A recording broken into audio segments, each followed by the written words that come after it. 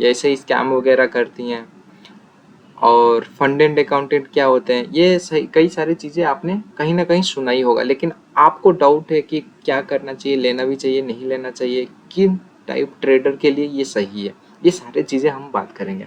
तो first of all perform होती क्या है। परफॉर्म एक फंड प्रोवाइड कराती है ट्रेडर लोग के लिए, जो कि वो ट्रेड करके अपने कैपिटल को प्रॉफिट को बढ़ा सकते हैं और वो रियल अकाउंट में ले सकते हैं अपना। लेकिन ये सभी लेने से पहले आपको 3 टाइप के अकाउंट मिल जाएंगे। पहला जो टाइप है इंस्टेंट का, जहाँ पे आप इंस्टेंटली फंड ले सकते हो, ठीक है। तो इंस्टेंटली फंड ले लोगे और आप वहाँ पे ट्रेड कर सकते हो रियल अमाउंट से। तो अभी इंस्टेंट अकाउंट लेने से क्या फ़ायदे हैं, या फिर वन स्टेप दूसरा टाइप का जो अकाउंट है 1 स्टेप वाला है, तीसरा जो अकाउंट है 2 स्टेप वाला है। अब 1 स्टेप इंस्टेंट और 2 स्टेप वाले में क्या अंतर है। देखिए इंस्टेंट अकाउंट में जो है आपको थोड़े से जो है अमाउंट ज़्यादा देने पड़ेंगे। लाइक अगर एग्जांपल से मानोगे तो इंस्टेंट अकाउंट अगर आप ले रहे हो तो वहाँ पे आपको कहीं ना कहीं $129 $150 ऐसे कुछ अमाउंट आपको देने होंगे, ठीक है। लेकिन अगर फर्स्ट स्टेप में जाते हो, फर्स्ट स्टेप अकाउंट टाइप में, तो आपको वहाँ पे कंपेयर टू इससे थोड़ा सा कम अमाउंट देना पड़ेगा। मान लो कि ये $129 से लेके $150 के बीच में है, तो आप फर्स्ट स्टेप वाला जो लोगे कहीं ना कहीं $69 के होते हैं, कहीं ना कहीं $100 के भी होते हैं। That's totally depend upon company, ठीक है। और दूसरा अकाउंट टाइप तीसरा जो अकाउंट टाइप है वह है 2 स्टेप वाला, 2 स्टेज वाला, 2 स्टेज में अभी क्या होता है कि आप यहाँ पे इससे भी कम पैसे दे सकते हो, लाइक $36, $49 या $69। ये तीनों के बीच में ही ये सारे चीज़ें रहती हैं। अभी क्वेश्चन जो आता है कि इंस्टेंट में फर्स्ट स्टेज में और सेकेंड स्टेज में होता क्या है। अभी देखो इंस्टेंट में जो है ना, इंस्टेंट में आपको जो है इंस्टेंट फंड मिलते हैं, इंस्टेंट फंड मिलेगा आपको, जहाँ से आप वो रियल फंड होता है। इंस्टेंट में आपको रियल फंड मिलते हैं, जहाँ से आप रियल वे में ट्रेड कर सकते हो बिना कोई एग्ज़ाम दिए हुए। अब फर्स्ट स्टेज में क्या होता है, फर्स्ट स्टेज में देखिए आपको कुछ काइट एरिया मिलते हैं जिसमें आपको कुछ प्रॉफिट करके देने पड़ेंगे। लाइक सपोज अगर आपने 10K का अकाउंट लिया, ओके, 10K का अकाउंट लिया, तो इसमें से आप 10% प्रॉफिट बना के देंगे कंपनियां को, ठीक है। कंपनी को 10% प्रॉफिट बना के देंगे। उसमें भी कई सारे रूल्स होते हैं जो आपको समझना बहुत ही ज़्यादा ज़रूरी है। अगर आपने इस रूल को ब्रेक किया तो आपका अकाउंट जो है चला जाएगा, ठीक है। अकाउंट जो है आपका चला जाएगा। अब ये अकाउंट, ये रूल इसलिए होता है ताकि आपको देख सकें कि भाई ये अपना अच्छा खासा फंड आपको देते हैं, और रियल फंड आपको देंगे और आपने इसमें एग्ज़ाम भी नहीं पास किया तो ये ऑब्वियसली आपको नहीं देंगे। क्यों ही कोई आपके ऊपर जो है इतने बड़ा अमाउंट देगा और बोलेगा ले भैया ट्रेडिंग कर, नहीं देगा ना, कोई नहीं देगा ऑब्वियसली। क्योंकि यहाँ पे कई सारे जो कंपनियाँ होती हैं ना स्कैम भी करती हैं। अगर मान लो आपने सारे रूल फॉलो करके भी ये किया, मतलब प्रॉफिट किया, जब बात आती है पे आउट की तो वहाँ पे कुछ ना कुछ हिडन रूल होते हैं, तो वहाँ पे हमारे साथ स्कैम हो जाता है।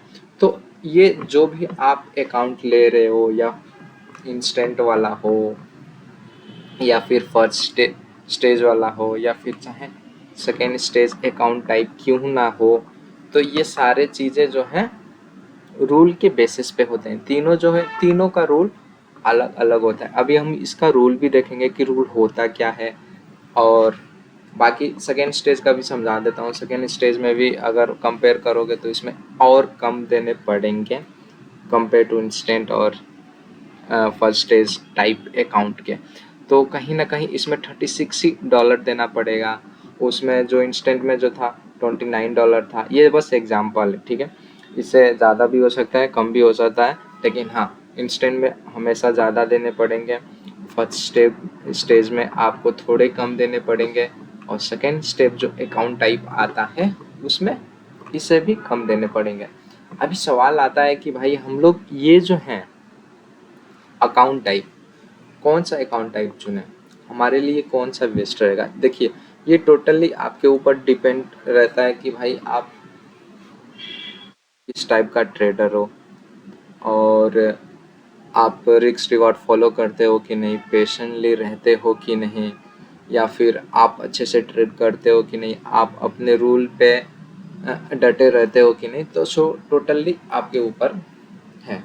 तो अभी जो लेटेस्ट में आया है द फंडेंट रूम का, जो कि एक वो यूट्यूबर भी हैं, और उनको कहीं ना कहीं कई कई सारे लोग मैं भी फॉलो करता हूँ, तो कई सारे लोग वगैरह फॉलो करते हैं, तो यहाँ से मैं भी लिया हूँ। तो मैं कौन सा लिया हूँ, मैं 2 स्टेज वाला लिया हूँ, और बाकी इसका जो भी है प्रॉफिट लॉस वगैरह मैं अपने चैनल पे डालते रहता हूँ, तो आप जाके देख सकते हो, डेली आपको अपडेट मिलता रहेगा।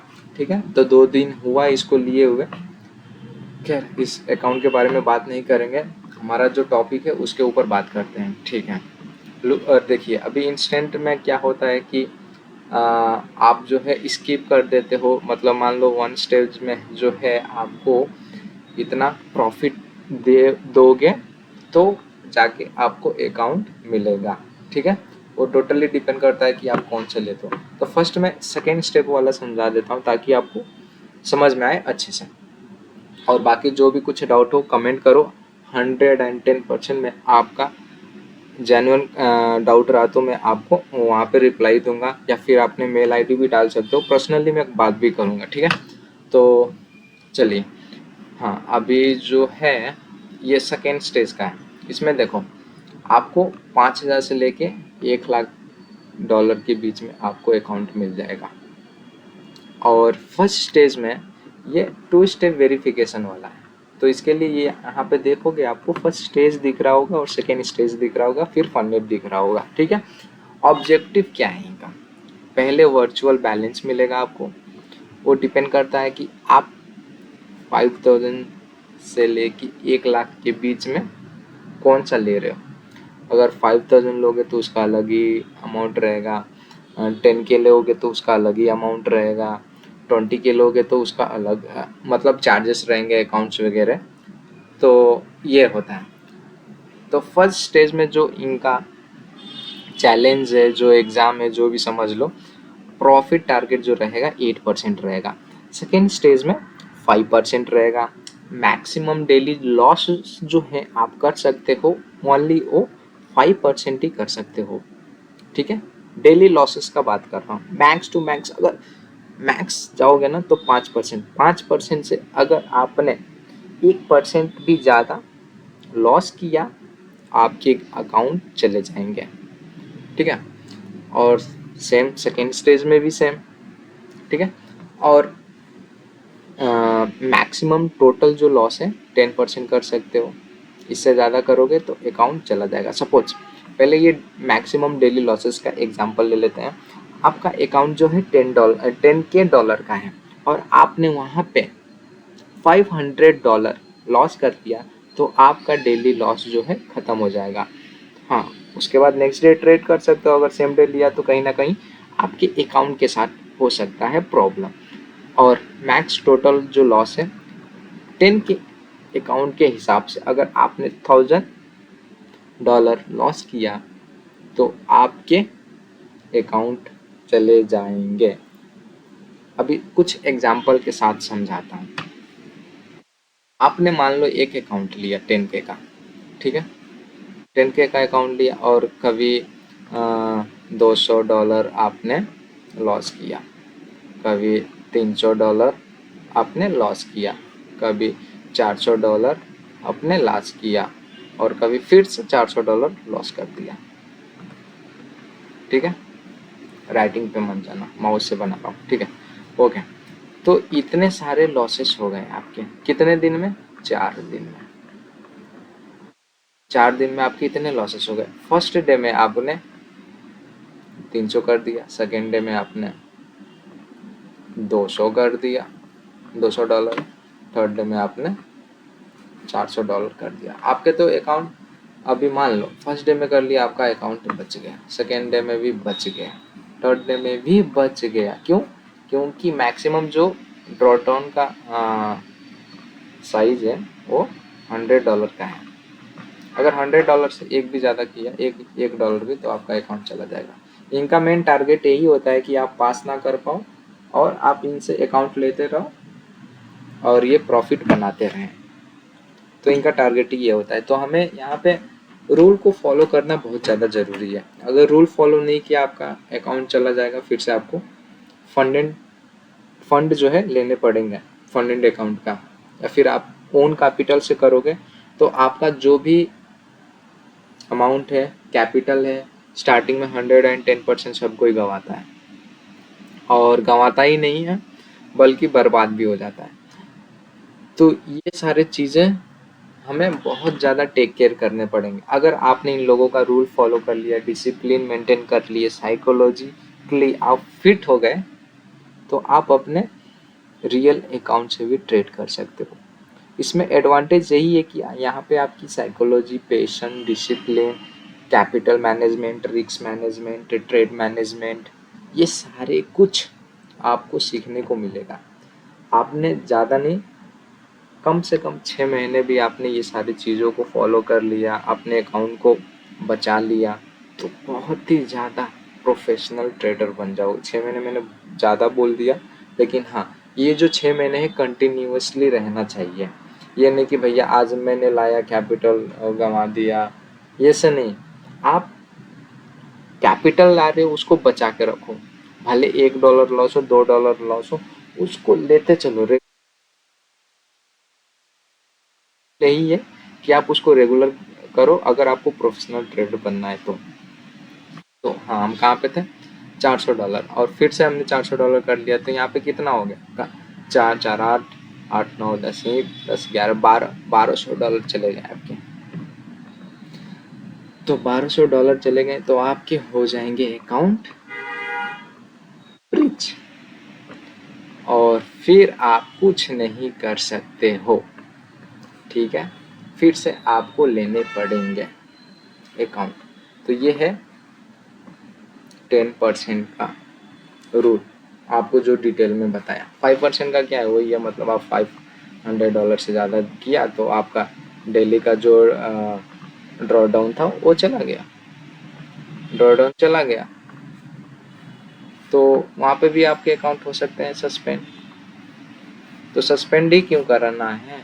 रूल को फॉलो करेंगे हम लोग, और मिनिमम इसमें 5 ट्रेडिंग सेशंस है। अब मिनिमम आपको अगर अकाउंट को पास करना है तो आपने 5 दिन के अंदर, मतलब कर सकते हो, लेकिन आपने जब भी $1000 बना रहे हो, जैसे मान लो ये 8% का टारगेट है, तो आप ये जो है 8%, $800 कंटिन्यूसली, मतलब ट्रेडिंग डे में 5 दिन, 1 वीक में 7 डेज होते हैं ना, तो एटलीस्ट आपको 5 डेज वहाँ पे ट्रेड होना चाहिए एक हफ्ते में, ठीक है। बाकी ट्रेडिंग पीरियड कुछ ऐसा नहीं है कि आप कभी भी अकाउंट को पास करा सकते हो, लेकिन जब भी आप पास करा रहे हो तो कंटिन्यूसली इनको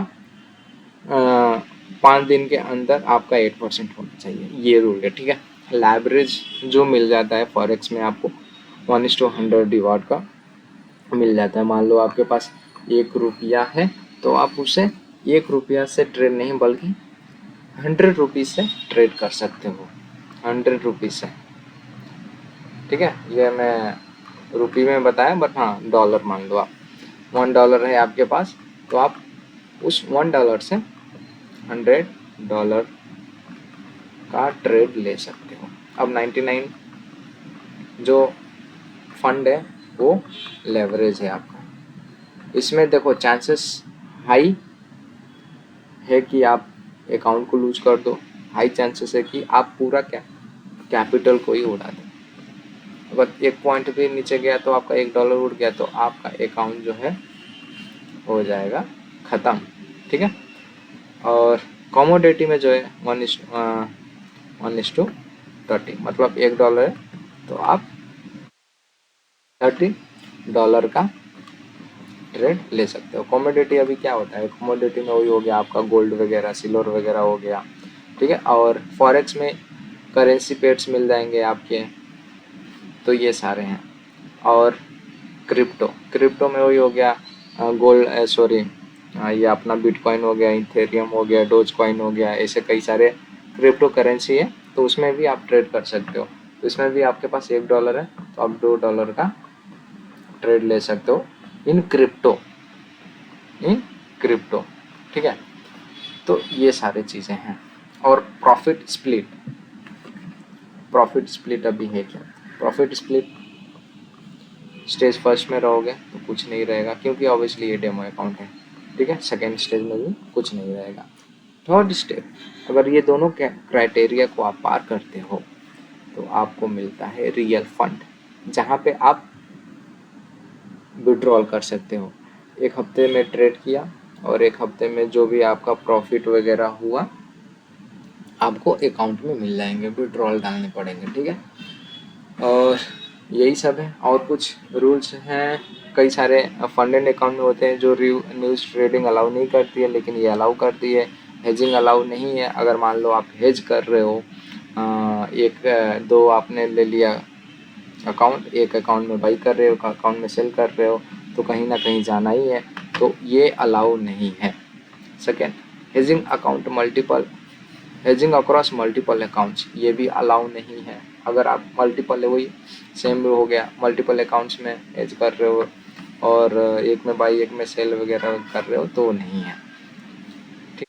और एक्सपर्ट एडवाइज़र अलाउ है, वीकेंड ओवरनाइट होल्डिंग अलाउ है, कई सारे अलाउ नहीं करती हैं बट ये अलाउ कर रही हैं।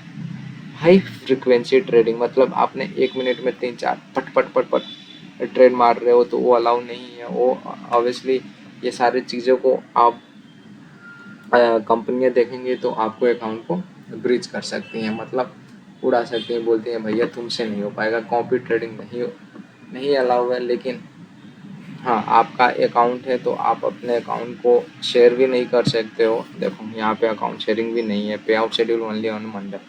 तो ये तो सारे हो गए रूल्स। इसमें कई सारे ऐसे भी रूल होते हैं जो कि हिडन होते हैं, वो तो अभी ये फंड जो दी फंडेड रूम है इसका तो पता नहीं, अभी न्यूली लॉन्च हुआ है, तो 1-2 हफ्ते के बाद पता चलेगा कि क्या इसका हिडन रूल है क्या नहीं है, तो अभी कोई नहीं बता पाएगा, ठीक है।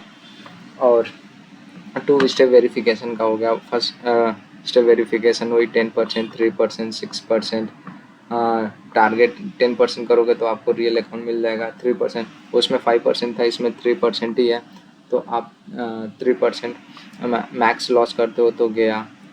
और इसमें 6% है मैक्स ओवरऑल, और ये डेली का है, ये तो डेली का है, ठीक है। तो ये सारी चीज़ें हैं। और मिनिमम ट्रेडिंग डे वही 3 वाला, तो 3 डेज में ही वो करना पड़ेगा आपको, मतलब जब भी अकाउंट पास करा रहे हो तो 3 डे एटलीस्ट आप ट्रेड किए होगे अकाउंट में। तो ये सारे चीज़ें हैं।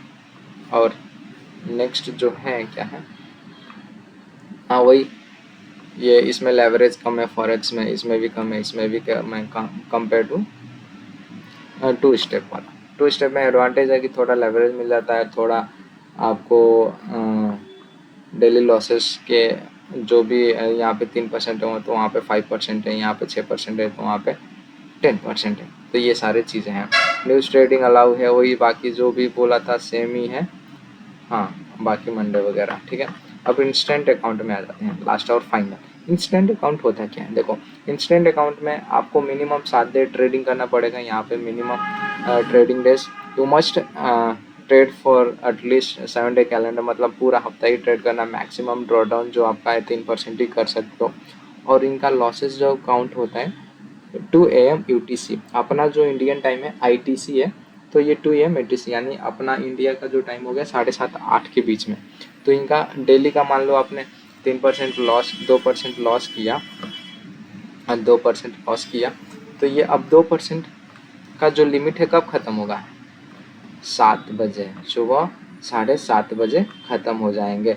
फिर आप रेडी हो 2% और लॉस लेने के लिए। ठीक है, तो ऐसे काम करता है। एक दिन में 24 आवर्स में आप 2% से ज़्यादा लॉस नहीं कर सकते हो। और ओवरऑल लॉस जो बोला जा रहा है वो 6% है, तो 6% से ज़्यादा आप लॉस नहीं कर सकते हो। ठीक है, वो तो ये समझा दिया। मैक्सिमम टोटल लॉस जो है 6% से मैं कंसिस्टेंसी रूल, बाप रे, ये बहुत ज़्यादा इम्पोर्टेंट है कंसिस्टेंसी रूल। ये देखिए, इसमें कई सारे कंपनियां जो है 30%, 40%। अब यहाँ से ये मान लो ना, अगर जितना ज़्यादा परसेंटेज हो उतना ही ट्रेडर के लिए अच्छा है। अभी ये लोग रूल इसलिए ये लगाते हैं ताकि आप जो हो साबित हो सके कि आप सच में ट्रेड कर रहे हो with management, with capital management, with risk management. आपका ऐसा ना हो कि कभी मान लो बिगिनर लक हो, आपने लिया एक ट्रेड और वो स्काई रॉकेट हो गया, आपने एक ट्रेड से मान लो $100 बना दिया या $1000 बना दिया एक ट्रेड से। तो अभी ये और दूसरा ट्रेड से जो है आपने बनाया $50। तीसरा जो ट्रेड है आपने बताया $40। चौथा जो ट्रेड है आपने बनाया $30। फिर से पांचवें में आपने लॉस किया $50। छठवें में आपने प्रॉफिट किया $50। ठीक है, और सातवें दिन में आपने प्रॉफिट किया फिर से $50। तो अभी ये सारे अभी $1000, $50, $40, $30, फिर से यहाँ पे आपने $50 बनाया, 50-50 माइनस हो जाएगा, तो ये आपका हो गया $1170। $1170 आपका हो गया, $1170। तो अभी इतना आप जब पे आउट लोगे ना, इतना जब आप पे आउट लोगे तो कंसिस्टेंसी रूल क्या कहता है? आपका ओवरऑल जो प्रॉफिट है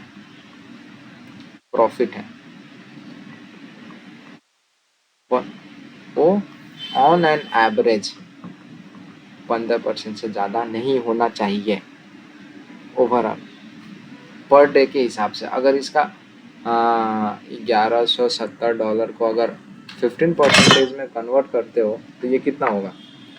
एक सेकंड, मैं कैलकुलेटर ओपन कर ले रहा हूँ और देख रहा हूँ अपने फ़ोन में। तो $1170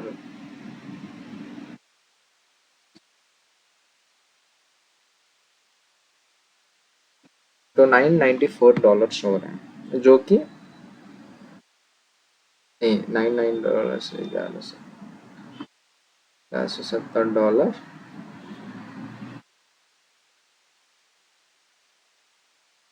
तो एवरेज जो निकल के आ रहा है 175, मतलब आपका जो है $175 होना चाहिए 7 दिन के अंदर। ठीक है, 175 के अराउंड होना चाहिए on an average daily vices. अगर आपने इससे ज़्यादा किया है तो आपको पे आउट नहीं मिलेगा। तो हमने एक दिन में कितना प्रॉफिट किया था? हमने तो एक ही दिन में हमारा लकीली $1000 चला गया था, तो हमारा एवरेज कहाँ हुआ? नहीं हुआ, बल्कि यहाँ पे हमारा एवरेज आना चाहिए $175। 70, सॉरी ये परसेंटेज नहीं है, डॉलर है, तो $175। और हमने कभी $30 किया, कभी $40 किया और यहाँ पे $1000 कर दिया, तो हमारा एवरेज प्रॉफिट तो आ ही नहीं रहा है ना। तो पे आउट नहीं देंगे, आपके अकाउंट होल्ड हो जाएगा, या जो करना होगा वो करेंगे वो लोग।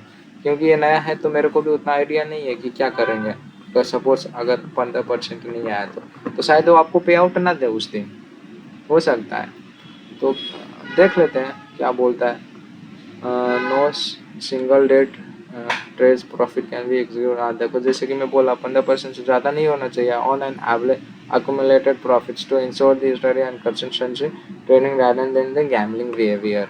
तो ये है, तो ये जो है ना ये काफ़ी खतरनाक है। हम तो ले लेते हैं लेकिन हमें ये सारे रूल को देखते नहीं है, पढ़ते नहीं है, समझते नहीं है, तो हमारा अकाउंट हो जाता है सस्पेंड। अगर मान लो आपको एग्ज़ाम नहीं देना है, नहीं पास करना है, तो ये ले लो, लेके लेकिन आप वहाँ पे मेंटली रेडी रहो कि भाई मेरे को इससे ज़्यादा प्रॉफिट नहीं बनाना है और इससे ज़्यादा लॉस नहीं करना है, तब ये अकाउंट लो। लेकिन आप एक्सपीरियंस हो तब लो, अगर आप बिगनर हो तो 1 स्टेप वाला लो।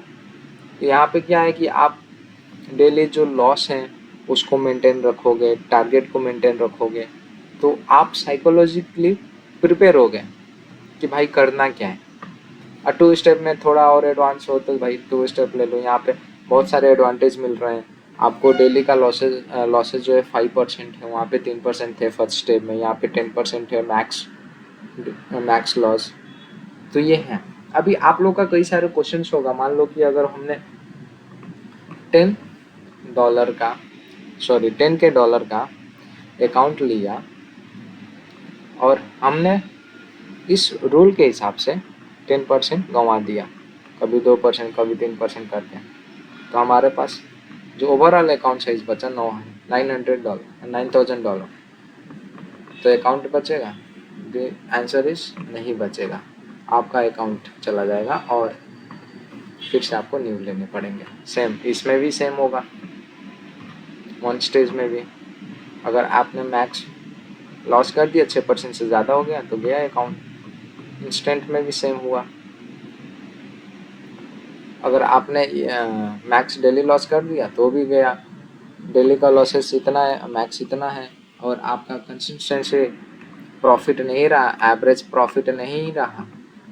अगर आपको लेना है $1,1100-1200 पे आउट लेने हैं वीकली, तो आपको कंसिस्टेंसी रूल मेंटेन करना पड़ेगा। 175, 170, 130 से प्रॉफिट होना ही नहीं चाहिए आपका। अगर इससे ज़्यादा हुआ तो आप रूल ब्रेक कर रहे हो, या फिर आपका प्रॉफिट एवरेज कर लो, या फिर प्रॉफिट एवरेज का कम कर दो। कभी $500 कमा लिया, कभी $600 कमा लिया, कभी $50 कमाया, कभी $10 कमाए, तो ये नहीं चलेगा। ये सारे चीज़ें नहीं चलेंगे। यहाँ पे 0 डाल देते हैं। तो ये सारे चीज़ें नहीं चलेंगे। आपको करना क्या है इंस्टेंट अकाउंट में? आपको करने क्या है?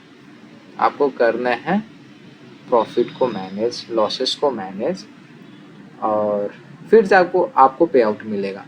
अगर आप वीडियो यहाँ तक देख रहे हो तो कहीं ना कहीं सीरियस हो और जानना चाहते हो ये सारी चीज़ें होती क्या है। तो अभी आप बिगिनर हो, 1-2 अकाउंट उड़ाओगे अगर लोगे भी तो, और कुछ हेल्प चाहिए मेरा तो ऑब्वियसली मैं हेल्प करने के लिए रेडी हूँ, नो प्रॉब्लम। चैनल नया है तो उतना सारे ट्रैफिक्स वगैरह जो है नहीं आएंगे मेरे चैनल पे। और फिलहाल मैं जो अकाउंट लिया हूँ, ये वाला लिया हूँ, इसका अपडेट आपको डेली मिलेगा। तो मेक श्योर कि आप चैनल को सब्सक्राइब करके रखो और बेल आइकन को प्रेस करके रखो, ताकि आपको ये सारे चीज़ें पता चल सकें कि जो मैं अकाउंट लिया हूँ क्या हुआ उसका, क्या पास हुआ कि नहीं पास हुआ, क्या गलतियाँ थी जो मैंने की, और क्या गलतियाँ जो है नहीं करनी चाहिए। तो ये सारे चीज़ें आपको मेंटेन रखने पड़ेंगे, ठीक है। और बाकी मिलते हैं अगले वीडियो